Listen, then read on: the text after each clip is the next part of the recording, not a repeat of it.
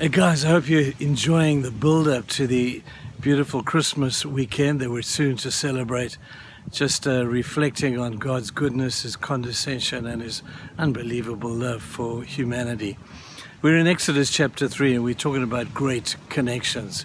We spoke yesterday about the great connection that took place between God and Moses at the place of the burning bush, an unusual place. God has a way of turning up in places just like that. And here we see God turning up again in a very strange place called the cradle. As we look at the Christmas story, and I can't think of a more ironic or unusual place for God to appear in a stable born of a baby. It's crazy. He appears in the strangest ways, in the strangest places. But here's what I want to say today. In Exodus chapter 3, we see the end result in Christmas being a baby in a manger. But let me tell you how it started. And we see this pattern of behavior all the way through the Bible. We see God's concern for mankind. We see how He's saddened by the things that go on in the world. We see how God looked down at the time of Noah and His heart broke. We see how God looked down at the time of the Tower of Babel, His heart broke. We see again how God looked down from heaven at a time when Israel was at its lowest time. There they were in Egypt, slaves. They'd been there for 400 years. That's 10 generations of living in a foreign land. They walked like Egyptians and talked like Egyptians and went on just like Egyptians did. And God was deeply heartbroken when He saw the treatment of His people. Now in Exodus chapter 3, the same time as the burning bush incident took place, God reveals His heart to Moses. Pick up on this wonderful, wonderful thing. God says to Moses at the burning bush, Moses, I have seen what my people are going through.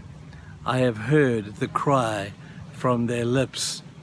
I am deeply concerned with what's happening to those people, and I am coming down. You say, wow, what does that say about the heart of God? It says very simply, that God sees your challenges, He hears your cry, and He is deeply concerned for you, and God is coming down. And He came down at the time of Christmas in the most unbelievable way of that baby in the manger. You see, nothing has changed, guys. Nothing has changed with God. God is not like us, where we're hot one day, cold the next day, and happy one day, and different the next day. God is continually and always has been totally the same. And His eye is always open to your plight. His ear is open to your cry. His heart and His mind is turned towards concern for you. And then at a particular point, God says, I can't stand it no more, and I am going down.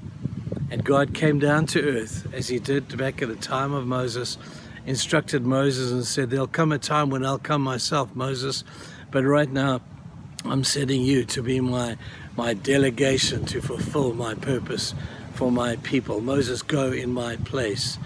But then one day that was not good enough for God, and He came Himself with Jesus being His human format, and He came down.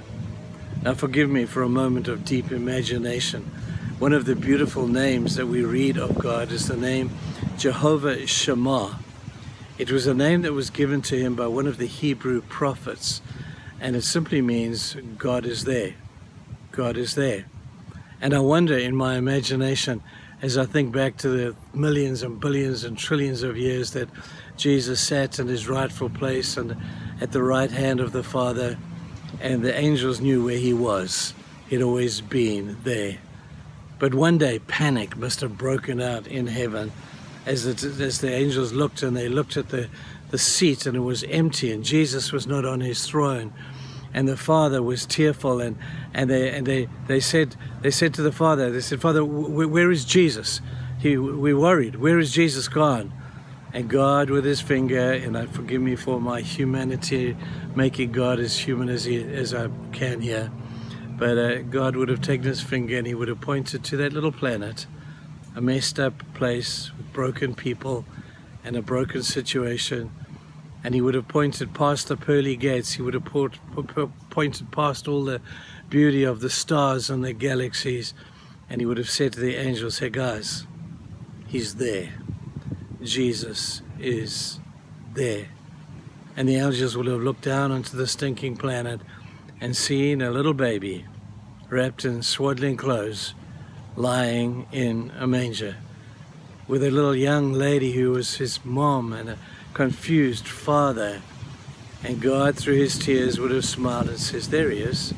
Jesus is there. I have once again done what I've done many times. I have come down. Now, it's okay if you take that principle and you apply it into your own life, the mess of your own existence. Maybe it's a happy one. I don't know. I hope it is. If it's a sad one, Jesus is there. He has come down. He sees your need. He hears your cry. And believe it or not, God is deeply concerned for you. More concerned than you will ever know. And so concerned that he is willing to come down to meet with you personally. I hope and I pray that this Christmas season you will find that he is right there, that Jehovah has left his kingly throne and his kingly crown, and he dwells amongst us. That's why we have that beautiful name of God, Emmanuel, which simply means, remember, God is with us. Emmanuel, God is with you this Christmas. I hope as we celebrate in a couple of days that you'll understand that truth. Have a great day, people. We love you lots, man. Bye-bye.